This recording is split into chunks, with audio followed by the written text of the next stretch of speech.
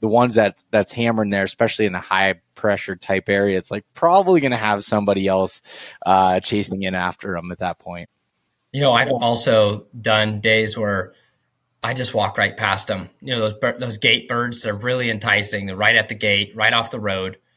But man, if I can get in and just keep walking past them, and that's where most people are going to stop every day. They're going to stop on that bird. He's probably been called out a bunch. And so what I do is I'll just keep going if I can. For me, 2 miles isn't much for me. Like I'm like 2 miles, I'll just snap my finger. I'm in, and a lot of times, compared to where I grew up, like for turkeys, man, at home, there's people that walk. I mean, you start getting into birds at 4 miles behind these gates, and people would do it every day. But down in like Georgia and whatnot, I get into 2 miles, and I past that 2 mile mark, I'm not seeing many boot tracks.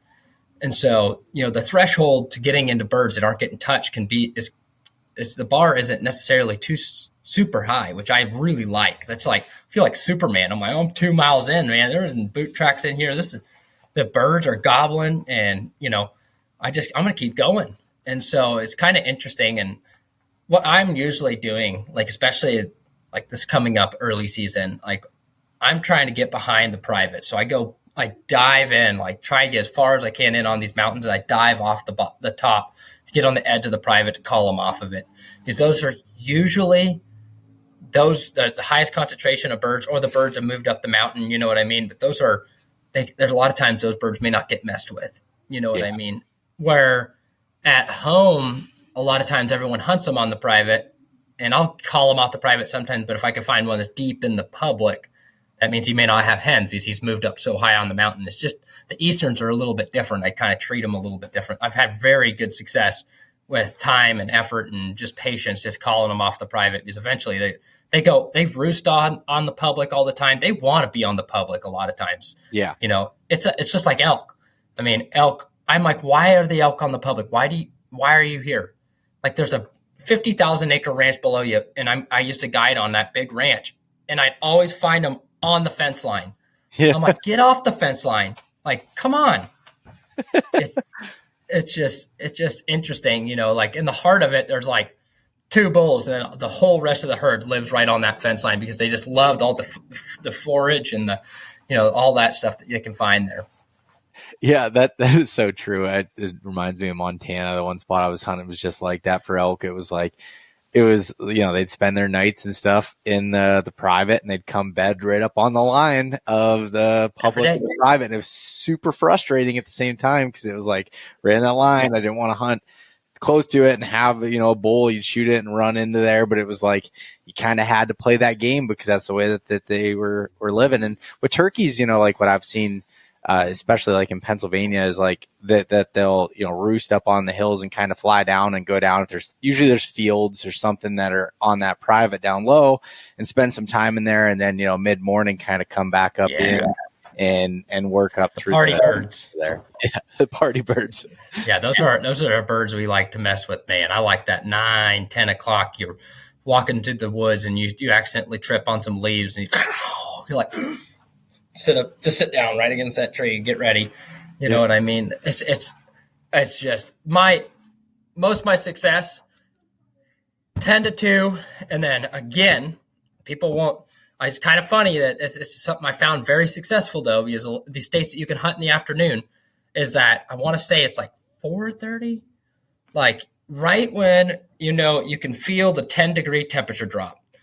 And so it's when that sun starts to go down a little bit, you feel the temperature change, and then boom, they start up again.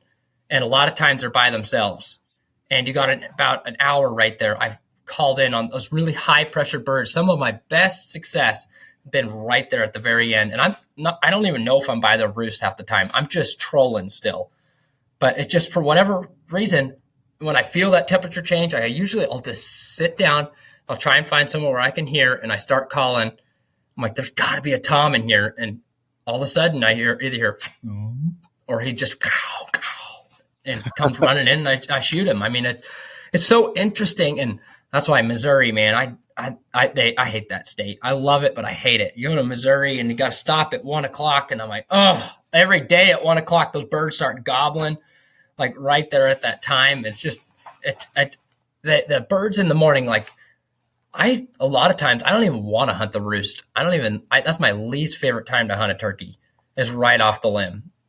Well, so so Pennsylvania is one of the states that you'll hate because we close at noon for the first couple of weeks of the season. And then at the end of the season, they open it up to all day, being able to do it. But I may be wrong, but I think when I was a kid that it was always just noon, and that was like the stopping point. So I never really hunted much in the afternoons or evenings, never really thought of it. And even to this day, like I've went out a little bit, but it was more to scout for the next morning versus actually putting time into it. But I've heard you say this and a couple of other buddies that I have that have had success doing that in kind of towards that evening time frame there and had success with it. I'm like, maybe I should put a little bit more weight on that than I have in the past. If you know where they're roosting too, it's a really good opportunity, like having the time and you're figuring them out. Like you know your birds. I can just tell on your face right now, you know your bird's good. It's like, man, like if you can, you just get in there and it's so interesting. There's like so many days you get your teeth kicked in, but then you could have like 3 days in a row where you're getting into birds every night. Like I was in Louisiana, and the birds in Louisiana, there are more turkey hunters. I bet you double than there are turkeys in that state. That's a rough state to hunt turkeys in. It's like Arkansas. And I mean, it was fun. We got in there in the morning. I had one bird gobbling really good. Didn't quite get on it. And honestly, I didn't kill a bird while I was there, but I only had a day as I was going down to a wedding. And I went that afternoon and I slipped into the area I was at in the morning, and I had 7 toms gobbling their heads off. Like, cow, cow, cow, cow, cow, cow, cow. No, it's just like, it's right at that time too. I got in there, sat down, started calling, didn't hear anything for a little bit. And as soon as they started rolling though, it's like, pow, pow, pow. I could feel that temperature change. And it's something about it, man. That afternoon time, they just usually don't have hens, and they're searching. Even if you don't hear them in the beginning, they're searching, they're looking, and they couldn't remember you from that morning too. You know what I mean? And yeah, it's just there's a lot that goes into it. They're smart animals.